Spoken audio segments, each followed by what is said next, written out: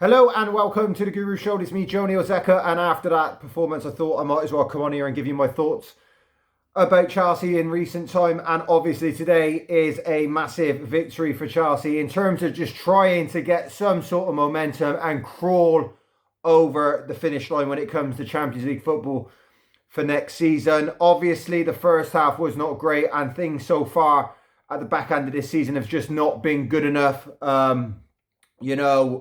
Since December, it's just been absolutely atrocious at times. But this does feel like a big moment. It could hopefully spearhead a good end to the season where we do secure that Champions League football.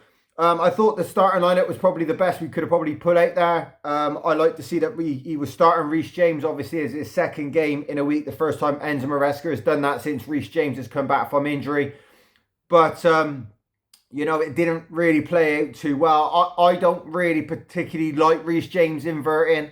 I just don't like it. I understand that that's a Maresca likes his fullbacks to play. He likes them to be able to invert. But for me, I prefer to keep, Reece James in that right back position and trying to invert Cucurella. I think it suits him a hell of a lot more. But for me personally, I would still be playing Reece James as he's been playing for Chelsea his whole career. And that is as a overlapping right back. But it's not something that Maresca likes. The changes at half-time, I thought were decent. I thought Sancho come on and he at least was doing something. And as I said, Gusto coming on for Reece James, I feel that he did play better than Reece when he come onto the pitch. And it was a bit bad, obviously, at the end of the game when it looks like he's pulled his hamstring. So we'll be interested to see how that continues.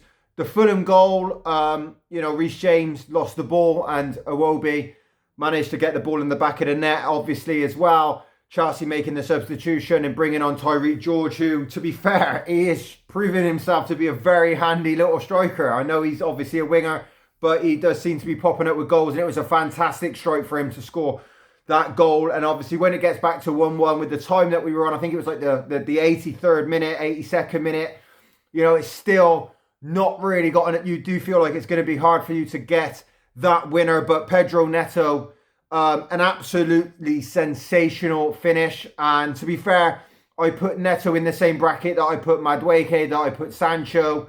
You want more goals from those wingers, especially with the way that Maresca plays, where they are the wide players. You expect them to create more, you expect them to cut in and score more, but he managed to do it today. It was a fantastic goal, and obviously it now spearheads hopefully a good run into getting this Champions League football. Obviously we got as well a very hard run in. I think Everton's our next game at Stamford Bridge, then we play Liverpool, we play United, we play Newcastle United, and we play Nottingham Forest. So there's some really big games there. And the good thing about that in many ways is the teams that we are, going up against to get Champions League football, it gives us an opportunity really to, put ourselves forward and, kind of take Champions League football, not expect them to drop points. We want to be the team that beats them, and,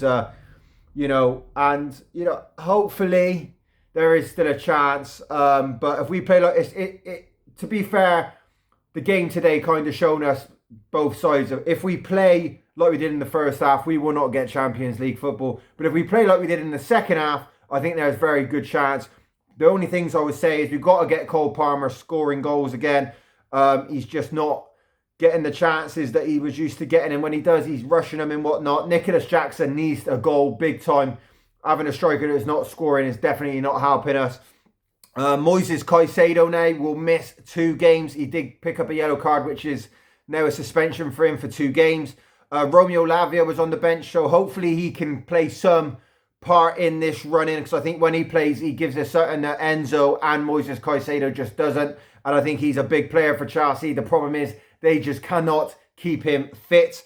But yeah, overall, first half, absolutely terrible. Second half, a hell of a lot better. And it's going to be interesting now to see what happens against Fulham at Stamford Bridge. We got to get behind the team. We got to get behind Enzo Maresca, just because we need to try and get some sort of feel-good factor at the club. But I think at this moment in time, I think if Chelsea do not get Champions League football, and I think we do have some really bad performances leading to the end of the season, I wouldn't be surprised if you see Enzo leave. I know that every briefing that Chelsea do at the moment is that he is going to be staying.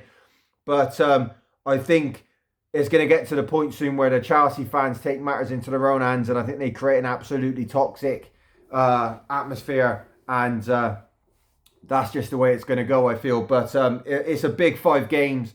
It's games that we have to win. It's 5 finals. We got the Europa Conference final, semi-final coming up. That's a competition, in my opinion, as well, that we must win. But yeah, let me know your thoughts down below. Do you think this is now the turning point for Chelsea? Do you think they will now start to push on and make a run in for the Champions League places, the top 5? But yeah, thanks for watching. Make sure to like, favourite, comment and subscribe, and I'll see you again soon. See you later.